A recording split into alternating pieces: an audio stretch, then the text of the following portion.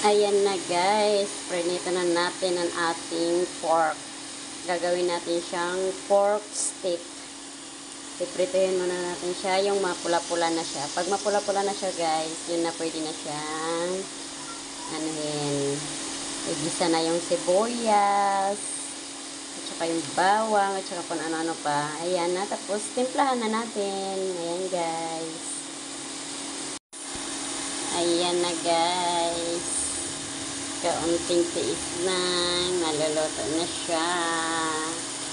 Ayan, yung sauce niya kanina guys, yun ang isasabaw natin mamaya.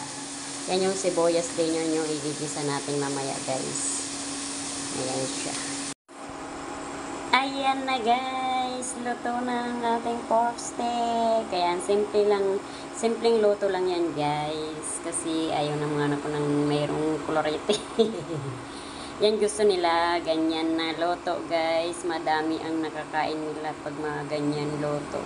Kahit kaunti lang yan, masarap na sa kanila yan. Mas marami na yan sa kanila. Ayan guys, thanks for watching.